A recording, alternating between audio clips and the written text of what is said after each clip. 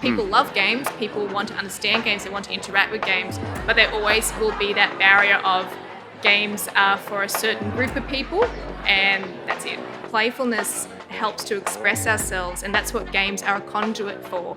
It will take you right back into those core memories and unlock something beautiful. I want to see the developer pour their heart out into a game. You're going to have a great time playing games, and you're going to be able to help a whole community without you even realizing. Welcome to Rules Don't Apply, where we're speaking with pioneers, provocateurs, and purveyors of non-conventional wisdom. Recorded alongside a live audience at South by Southwest Sydney, this series seeks to redefine the art of the possible. Because for those looking to navigate what's next, the rules of today may just no longer apply. South by Southwest Sydney, is it good? No, it is still good morning. God, it feels like Friday. Big week. Big week. All right, all you adults roaming the gallery, Platinum Lounge, come on over. We're going to talk play. Yeah. At an event brimming with digital synthetics, AI, large language models. We are going to be kids for a little bit. It's going to be so much fun.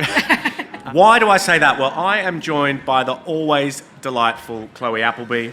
Chloe is the games curator for the Powerhouse Museum. Anyone with any child under the age of 12 has something to thank Chloe for.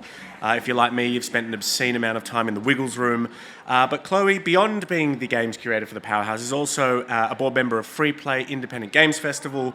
Chloe leads the development and the implementations of the museum's games strategy, and really embedding games as a cultural medium, which I think is a profound shift that we are seeing at the moment.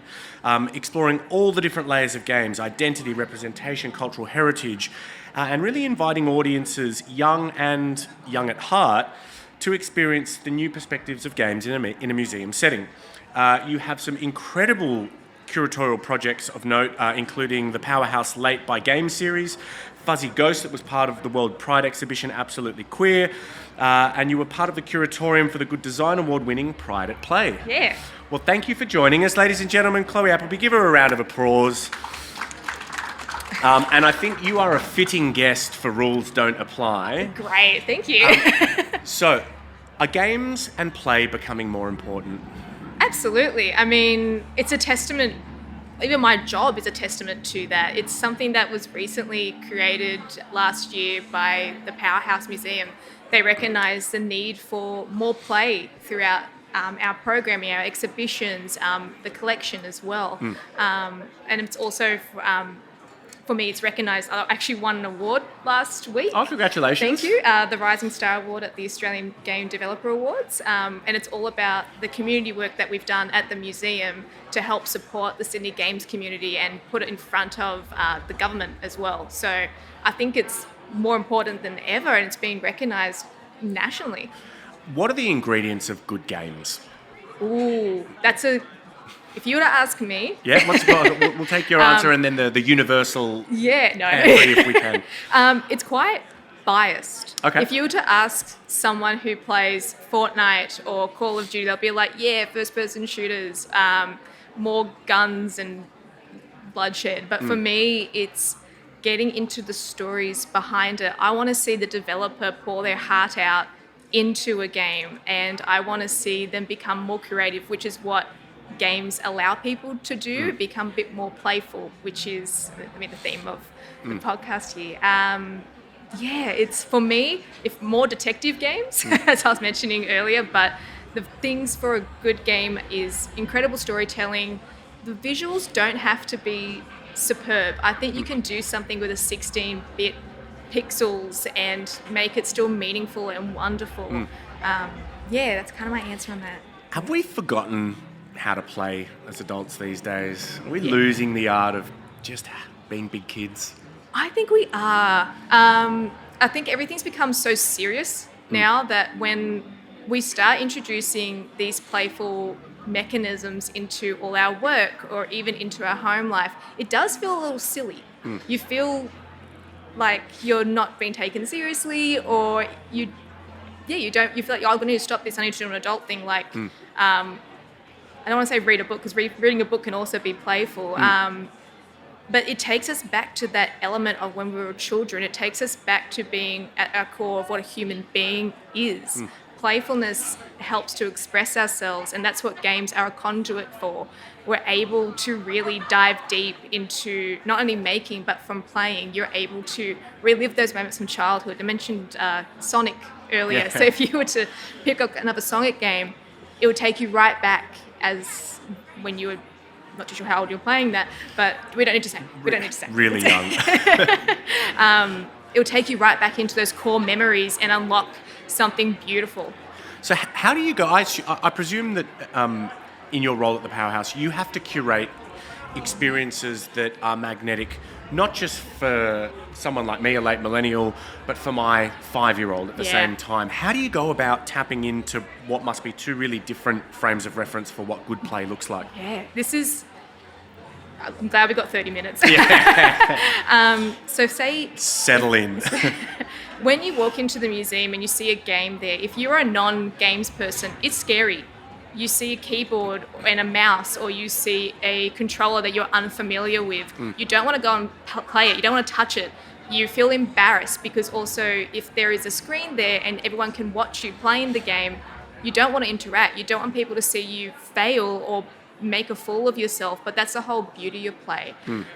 So in that instance, you mentioned earlier Absolutely Queer, which is an exhibition we did last year at the Powerhouse and is celebrating World Pride for that year. And we had actually a game by Fuzzy Ghost. They were, the title's quite long. Queer man peering into a rock pool.jpg. So that was the game, and explore. I know, very rolls long. Off the tongue. I've finessed it to a point now where I can go. In that game, it was very uniquely a beautiful narrative walking sim, very much rooted in their story of expressing themselves as queer individuals and how it means for them to have these special relationships and growing up in the world around them. So it was very much like, okay, if we're going to have a game in an exhibition, how am I going to appeal it to people who don't want to play the game but can still get the same experience? And so how do you do that? I did 20 screens. And what we did was we pulled out of 100,000 archives of this game. So this includes Blender files, different GIFs, movies, as well as inspiration photos from them. We put them up on the screen and we told a story through that way, starting from which is very unconventional, the right-hand side all the way to the left, just from the museum, the entry point. Start on the right and you start slowly learning about them, why they made that game, why game making is important to them. And then we also had a video that kind of flowed through the whole thing as well. And in the middle, you came to how they created the main character, how they created the world. You can see them slowly building up the background images, or we had stills slowly moving of the house that was so important to them. And then finally, the reception of the game, not only awards and accolades and media they won, but personal stories from people that it affected around them. So you coming into that area, you're able to get the whole story, understand the feelings, instead of just playing the game. And then people who don't want to see the story, but still want to experience all of that, can play the game. And we had an exhibition build of that. And so is it all about building affinity toward the game makers? So, you know, if a kid comes in and they just want to jump on a keyboard and have a riff, but if I'm coming in and I'm, you know, my usual guarded professional self, that it's about drawing me in through the stories behind the game and seeing myself in those creators, then all of a sudden those barriers come down. It's that human element that's often has a barrier behind the screen. When you're playing a game, you don't think about the people who made that unless you know someone who made it, or you are really seeking that experience. So it's trying to bring that human element forward, which is what the playful curation is all about. We're trying to show you, hey, this is what games are at their core, human. What's the riskiest game you've had to put out there? I'm usually pretty good. But one of the riskiest games that I want to put out there, but I can't, just because we're a government institution and we can only have certain limitations on things. There's a fantastic game called Anti-Citizen Red, which is actually on display in the game showcase if you want to go check it out. Oh, awesome. It's a fantastic satire game based in Western Sydney as well, but it's a shoot 'em up.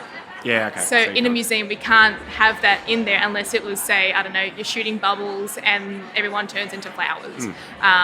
But for this, we can't have it in there. So it's the riskiest game I would love to exhibit or showcase more, but just limitations with government. Yeah. How do you see the nature of play changing over the next decade with the advent of augmented reality, immersive reality? Yeah. Augmented reality, I mean, we still have like AR games and VR games. They're quite prominent. Like with Pokemon Go, that was a massive craze, and that is, you can turn off the AR, but it is an AR game. Yeah. Similarly, we have award-winning, we had Max Mustard recently win an award for their VR project. So it's going to get slowly better. I think AI is going to be an interesting component to it. People will be using it as a tool. However, it can only learn so much. It takes away that human element. So I'm always very much reserved about the future of AI in games, but definitely VR, augmented reality, mixed reality is going to keep growing and getting better. And with technology becoming more accessible and more available, I think a lot of people will have those headsets and different types of phones, that kind of thing, in their home. You mentioned the human element, and we were talking with one of the audience just before we turned on the cameras. How important is retaining that human element going to be in a world that's becoming much more sterile in the world of algorithms and AI-led outcomes? I think it's extremely important. I mean, I think that's what a lot of the fear as well around these new technologies that are emerging, that we are going to lose that human element towards everything. So even there's a lot of people moving towards the trend of playing board games and having the tactile as well, like a lot of Dungeons and Dragons. Scrabble. We got Scrabble in. We got Scrabble in. I promised you we're going to get Scrabble in. Yeah. As well as like, now I'm just thinking of random games like Monopoly, that kind of thing. Yeah. For me, that's what a lot of people are turning to, and they're trying to get that tactile element and then having their human aspect imparted onto those games through play. So there will still be the digital games there, but there's a resurgence now of board games as well, particularly after COVID. Why is play important? Oh, it's so important. I think we're all too serious. I think we really need to get back to that element of being playful, being childish, being silly. It's even on LinkedIn now. They've got games on LinkedIn, and I think because they've recognised, hey, being serious and being Corporation Corporation dog, X. Yeah. It's too much sometimes. And I think we've lost ourselves in trying to project something that we're not. So I'm quite conscious of being online, not being a very serious curator, because when you do think of a curating museum, I'm probably not your thirst for it. We were talking about this because you're quite known for having a really different digital presence to most museum curators. Yeah. Talk us through this. So one of the things that's resonated with me deeply was after one of the events that we hosted at the Powerhouse, someone came up to me and we just had a chat, and they stopped and were like, it's just really nice to see someone like you working in this space and representing us. I feel seen, I feel represented, I am quite safe here. It made it another home for them. And that has always stuck with me. And I never want anyone to feel like I'm unapproachable, anyone from that community. I want people to know that you can come to me and talk to me about anything. If you have a game, show me. If you want just to have a yarn, please. So my online presence has been going on game shows like Back Pocket and playing silly games and talking about things that I care about, but to a demographic that I can relate to as well. I mean, I'm a gamer. I'm shocked by that.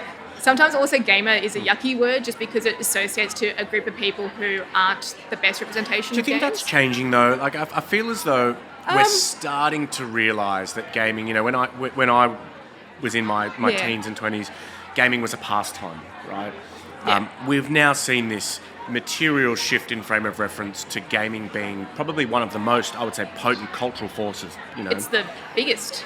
Yeah. I mean, it outdoes books, movies, film. It's bigger than TV and film and music combined. Yeah. And it's the best cultural contemporary medium for everyone to express themselves. So I think there is that shift. However, even now, even as a games curator, when I go to pitch anything to anyone, I have to change my language or explain different intricacies of games before I can continue. I mean, I'm just looking into the crowd and I can't see a blue badge, which is great that you are all keen to learn about play in games, but it also, my language will have to change. I can't come in and start being the silly games curator that I'm normally known for. I'm like, I need to speak to you all very professional level. It's those green badge holders. Yeah. Thank you. Yeah, I saw a blue badge. We found a blue badge? Yeah. Awesome. So does the gaming ecology have very similar challenges in terms of representation as film and TV and movies do? I think it has worse representation. Yeah. In There what is way? that stigma of it's a boys thing. Games are for children, so they are considered playful, but not as a serious means for storytelling. It is changing. I mean, museums across the world are utilising games in their collection and in exhibitions, as well as like the BAFTAs have the game section of the awards. People are acknowledging it. I mean, Australia has a fantastic games funding program statewide and nationwide.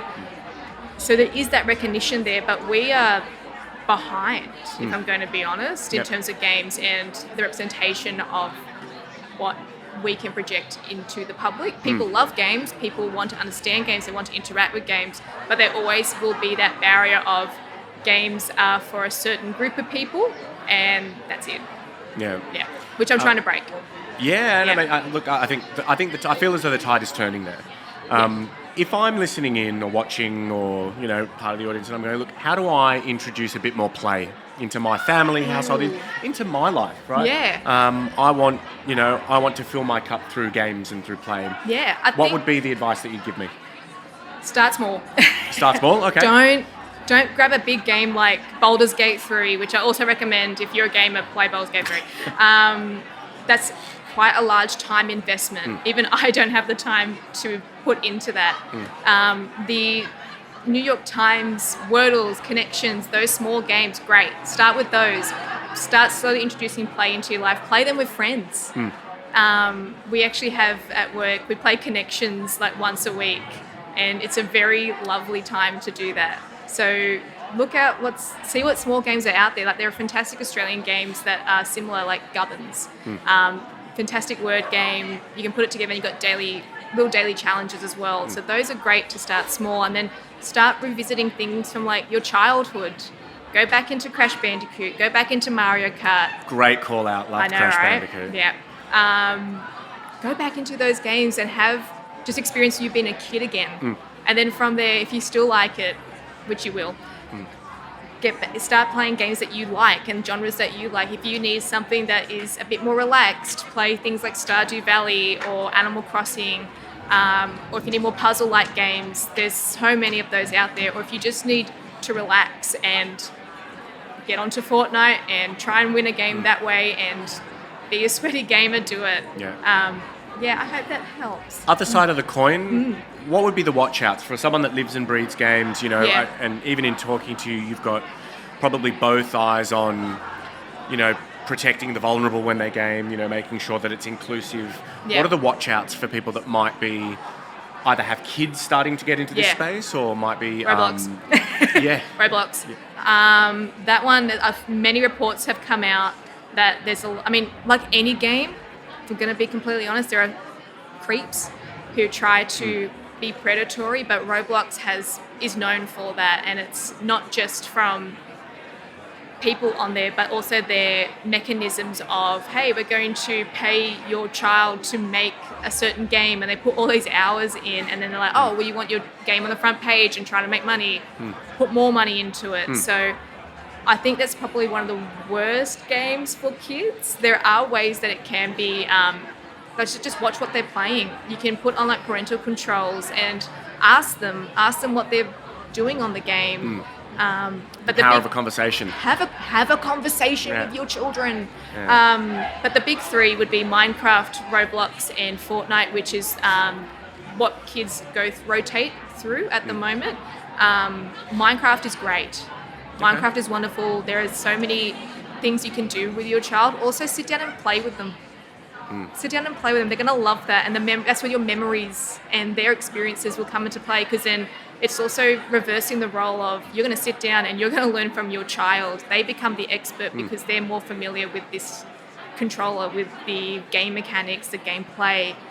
They're going to be able to teach you, and I think it's going to be a really wonderful learning curve. And I think it's going to be so important, right? You know, my kids are going to grow up in a world where gaming is so central to their cultural zeitgeist. Yeah. That I've got to be part of that, or otherwise there's going to be this huge moat between such an important part of their world and mine. Exactly. Last question from me, Chloe. If you could go back to yourself, to when you started gaming, and give yourself a piece of advice, knowing everything that you know about the world of play and the world of games, what would you tell yourself? Ooh, good question. When I started playing games, that was when I was a teenager, and I was quite ill, where I couldn't even attend school at one point. And I never thought that something that would profoundly change my life, I'll be able to work in. So going back and telling my young self, hey, you're going to have a great time playing games, and you're going to be able to help a whole community without you even realizing. Keep at it, and just say yes to things that you don't think you're going to be able to say yes to. You're going to have a great time. Awesome. I think that's wonderful advice. Ladies and gentlemen, Chloe Appleby, thank you for joining us. Thank you so much. It's wonderful.